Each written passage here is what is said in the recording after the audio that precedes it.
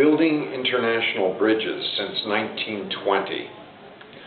My grandfather went to university in 1920, where he met as one of his 600 classmates, someone from Japan.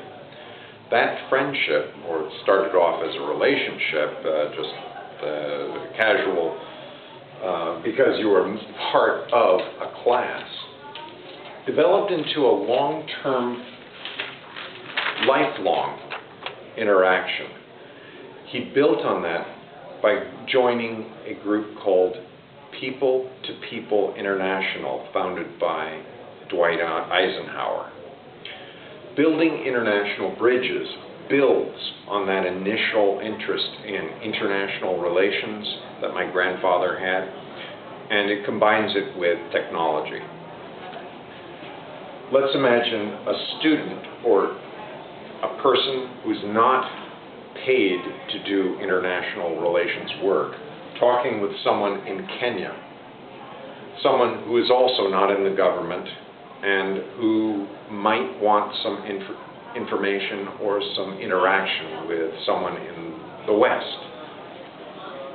What does it take to get an effective communication? Well, I start with kids who are in elementary school, and some of them are coming to school on free lunch. Many of them don't know where Africa is. So part of building international bridges begins in elementary school. We motivate mentors to come in and donate their time. Building international bridges has to provide the training and guidance so that the mentors have a vision of what's coming later. By interacting with newspapers and education, we get geography, politics, current events. Diversity workshops are needed to promote that sensitivity of other cultures so that the person sitting here, perhaps they're a teenager, takes 10 years for the implementation to take place.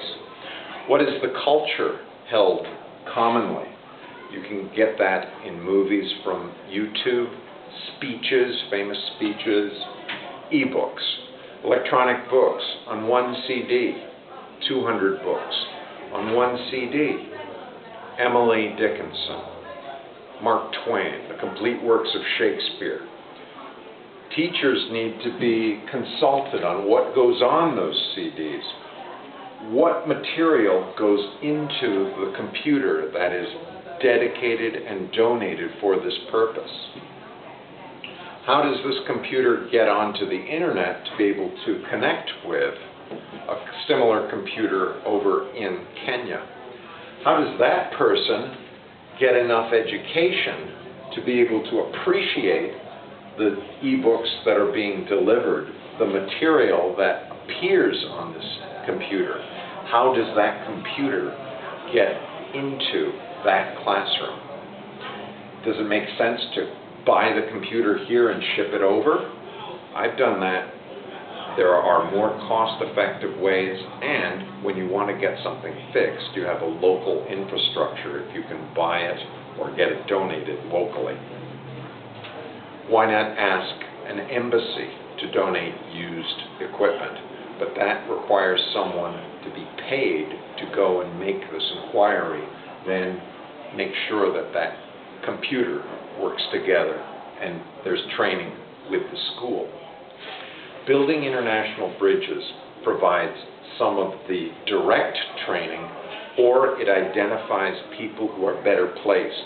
Why pay me or one of my colleagues to fly over to Africa to deliver training? That training can be delivered through YouTube. Alternatively, someone over there could be trained via Skype to deliver the results that we want, so that when these two people sit down together, there can be better intercultural communication.